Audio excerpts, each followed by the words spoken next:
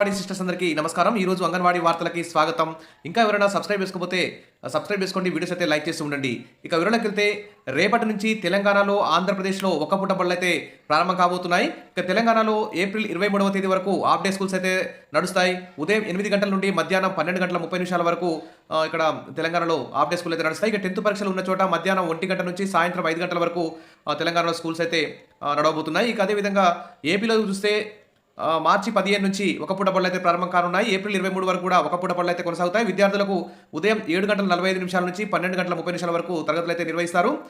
ఇక 10వ తరగతి పరీక్షలు జరిగే పాఠశాలలో మాత్రం ఆ పరీక్షలు ముగిసే వరకు మధ్యాహ్నం 1:15 నుంచి 5 గంటల వరకు తరగతులు అయితే ఉంటాయి. మరి ఇది ఇలా ఉంది. అన్ని రాష్ట్రాల్లోని 2 రాష్ట్రాల్లో ప్రభుత్వ, ప్రైవేటు, ఎయిడెడ్ పాఠశాలకు సంబంధించి హాఫ్ డే స్కూల్స్ అయితే ఇచ్చారు.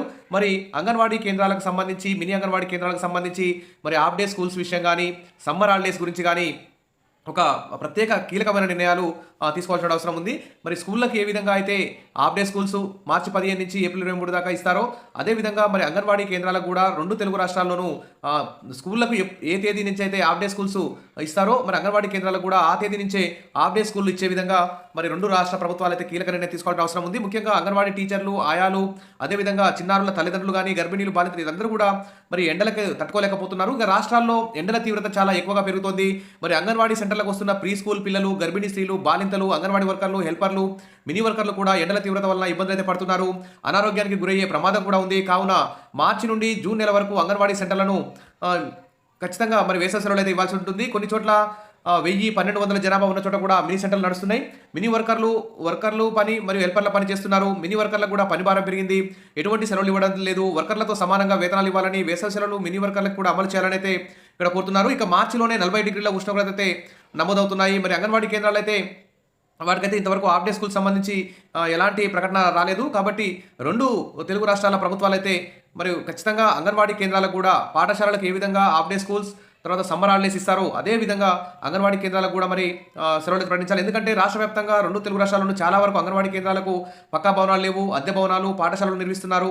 దీంతో ఇరుకు గదుల్లో కరెంటు సౌకర్యం లేక మరి చలికాలంలోనే చిన్నారులు ఇబ్బంది పడుతున్నారు. మరి వేసవిలో ఉక్కపోత, ఎండలతో ఇంకా మరింత అవస్థలు పడే అవకాశం ఉంది.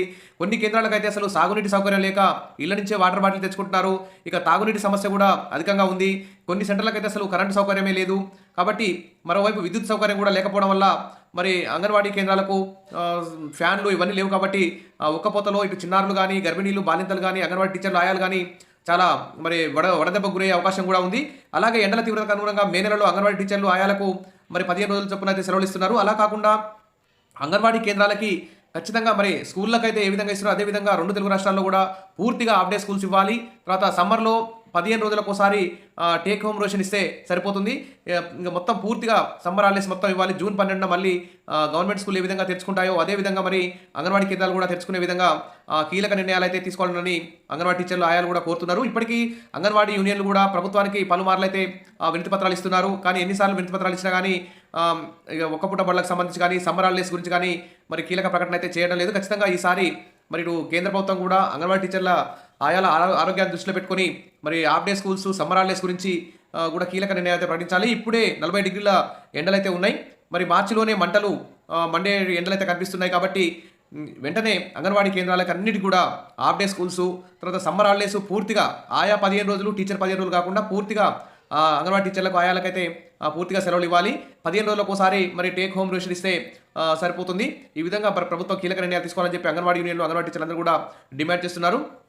కాబట్టి చంద్రబాబు నాయుడు గారు కానీ, రేవంత్ రెడ్డి గారు కానీ అంగన్వాడీల పట్ల ఈ ఎండల తీవ్రతని దృష్టిలో ఉంచుకొని, వారి అంగన్వాడీ టీచర్ల, ఆయాల ఆరోగ్యాన్ని దృష్టిలో ఉంచుకొని మరి ఖచ్చితంగా ప్రైమరీ స్కూల్, గవర్నమెంట్ స్కూళ్ళకి ఏ విధంగా సెలవులు ఉంటాయో అదే విధంగా అంగన్వాడీ కేంద్రాలకు కూడా సెలవులు ఇవ్వాలని చెప్పేసి కోరుకుందాం. విషయాల మరిన్ని అప్డేట్స్ కోసం మన ఛానల్ని ఫాలో అవుతుండండి. వీడియోస్ అయితే లైక్ చేస్తూ ఉండండి.